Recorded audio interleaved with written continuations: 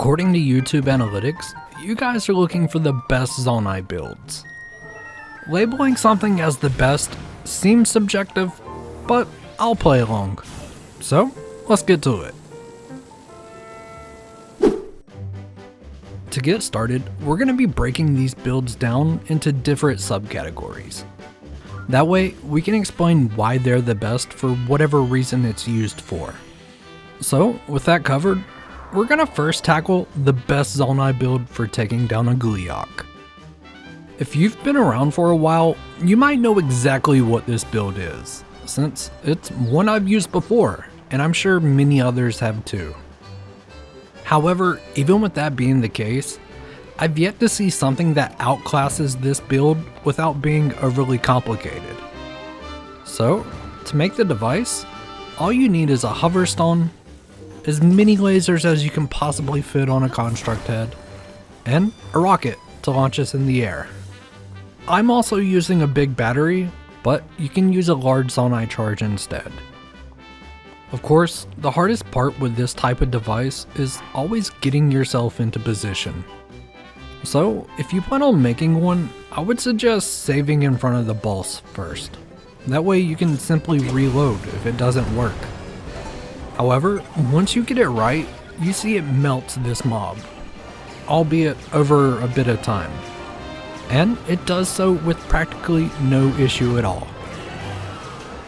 Which makes this the best Zonai build to use when facing a Gleeok. Outstanding! Next up, we're going for the best flying Zonai device. I'm just kidding. We all know that's the hover bike. So instead, we're going for the best Zonai mech device. Now, this is of course subjective. However, when I say best Zonai mech, I'm looking for one that is easy to put together and use. That way, you won't have to spend your time stake nudging different parts for a rotating hip mechanic, even if they do look pretty cool. With that settled, I will go for a simplified mech, consisting of 2 homing carts as the feet with 2 stabilizers for the legs, a homing cart right side up as the torso, and 3 different construct heads. One acting as the face, while the other 2 will be used as arms, which I then stick different weapons on, like beam and frost emitters. And of course, for some added personality, I stuck some lights on either side of the face, because why not? With our mech built, it's time to show what it's capable of. To test it out, we'll go invade this nearby monster holdout. Now, this doesn't have to be the final design for your mech, because I can already see there's some room here for improvement, especially when it comes to the arms. However, even with that being the case, this device is still capable of blowing down enemy strongholds. But, as an added bonus, I will show you a mech design I keep in my auto builds that you might also enjoy using. And yeah, this one of course also has no problem clearing the holdout.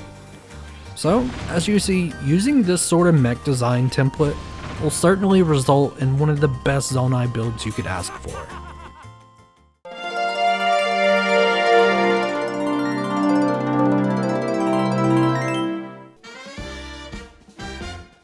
Our next Zonai build is perfect for when you're in the mood to create a death trap.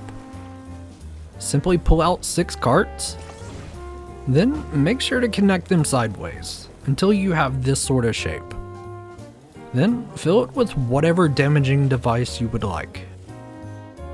With this, you have the perfect build that you can carry around and place on top of most mobs.